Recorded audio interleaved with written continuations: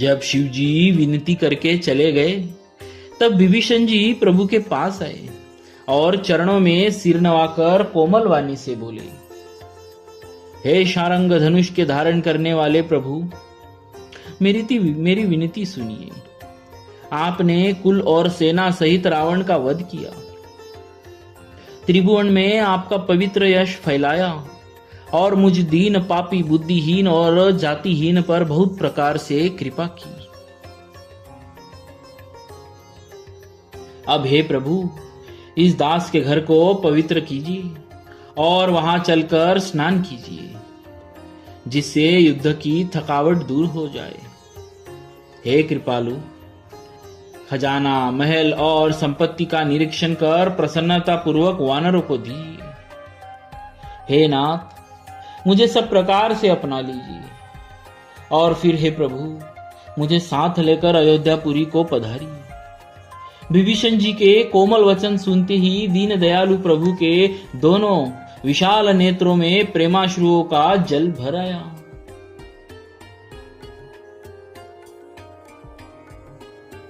श्री राम जी ने कहा, हे भाई सुनो, तुम्हारा खजाना और सब मेरा ही है। यह बात सच है, पर भरत की दशा याद करके मुझे एक एक पल कल्प के समान बीत रहा है। तपस्वी के वेश में कृष दुबले शरीर से निरंतर मेरा नाम जप कर रहे। हे सखा, वही उपाय करो जिससे मैं जल्दी से जल्दी उन्हें देख सकूं। मैं तुमसे निहोरा अनुरोध करता हूं, यदि अवधि बीत जाने पर जाता हूं तो भाई को जीता न पाऊंगा। छोटे भाई भरत जी की प्रीति का स्मरण करके प्रभु का शरीर बार बार पुलकित हो रहा है। श्री राम जी ने फिर कहा, हे विभीषण, तुम कल्प भर राज्य करना, मन में मेरा निरंतर स्मरण करते रहना, फिर तुम मेरे उस धाम को पा जाओगे जहां सब संत जाते हैं। श्री राम जी के वचन सुनते ही विभीषण जी ने हर्षित होकर कृपा के धाम श्री राम जी के चरण पकड़ लिए। सभी वानर भालू हर्षित हो गए और प्रभु के चरण पकड़कर उनके निर्मल गुणों का बखान करने लगे। फिर विभीषण जी महल को गए और उन्होंने मणियों के समूह, रत्नों से सभी वस्त्रों से विमानों को भर दिया। फिर उस पुष्पक विमान को लाकर प्रभु के सामने रखा। तब कृपा सागर श्री राम जी ने हंसकर कहा, हे सखा विभीषण, सुनो, विमान पर चढ़कर आकाश में जाकर वस्त्रों और गहनों को बरसा दो। तब आज्ञा सुनते ही विभीषण जी ने आकाश में जाकर सब मणियों और वस्त्रों को बरसा दिया। जिसके मन को जो अच्छा लगता है वह वही ले लेता है। मणियों को मुंह में लेकर वानर फिर उन्हें खाने की चीज न समझकर उगल देते हैं। यह तमाशा देखकर परम विनोदी और कृपा के धाम श्री राम जी, सीता जी और लक्ष्मण जी सहित हंसने लगते हैं। जिनको मुनि ध्यान में भी नहीं पाते, जिन्हें वेद नेति नेति कहते हैं, वे ही कृपा के समुद्र श्री राम जी वानरों के साथ अनेक प्रकार के विनोद करते हैं। शिव जी कहते हैं, हे उमा, अनेकों प्रकार के योग, जप, दान, तप, यज्ञ और व्रत नियम करने पर भी श्री रामचंद्र जी वैसी कृपा नहीं करते जैसी अनन्य प्रेम होने पर करते हैं।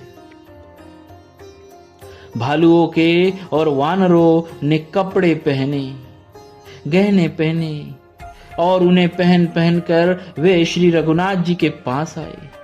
अनेकों जातियों के वानरों को देखकर कौशलपति श्री राम जी बार बार हंस रहे हैं। श्री रघुनाथ जी ने कृपा दृष्टि से देख कर सब पर दया की। फिर वे कोमल वचन बोले, हे भाइयों, तुम्हारे बल से मैंने रावण को मारा और फिर विभीषण का राज तिलक किया। अब तुम सब अपने अपने घर जाओ, मेरा स्मरण करते रहना और किसी से डरना नहीं। ये वचन सुनते ही सब वानर प्रेम में विह्वल होकर हाथ जोड़कर आदर पूर्वक बोले, प्रभु आप जो कुछ भी कहे आपको सब सोता है, पर आपके वचन सुनकर हमको मोह होता है।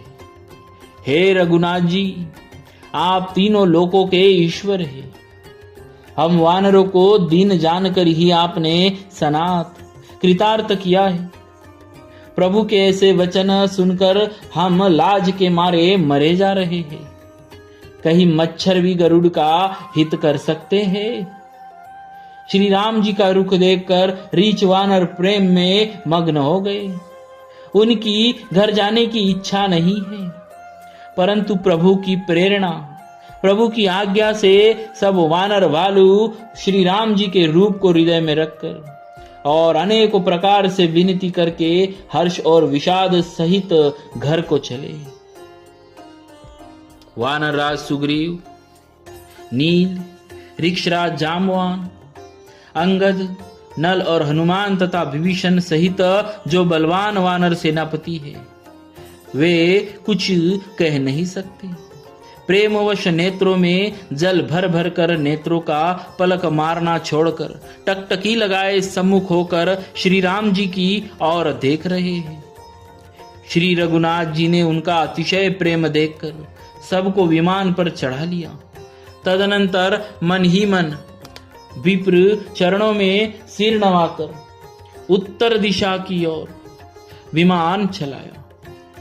विमान के चलते समय बड़ा शोर होता है। सब कोई श्री रघुनाथ जी की जय, श्री रघुनाथ जी की जय कह रहे हैं। विमान में एक अत्यंत ऊंचा मनोहर सिंहासन है। उस पर श्री सीता जी सहित प्रभु श्री रामचंद्र जी विराजमान हैं। पत्नी सहित श्री राम जी ऐसे सुशोभित हो रहे हैं मानो सुमेरु के शिखर पर बिजली सहित श्याम मेघ हो। सुंदर विमान बड़ी शीघ्रता से चला। देवता हर्षित हुए और उन्होंने फूलों की वर्षा की। बोलिए श्री सीताराम जी महाराज की जय। भक्तवत्सल भगवान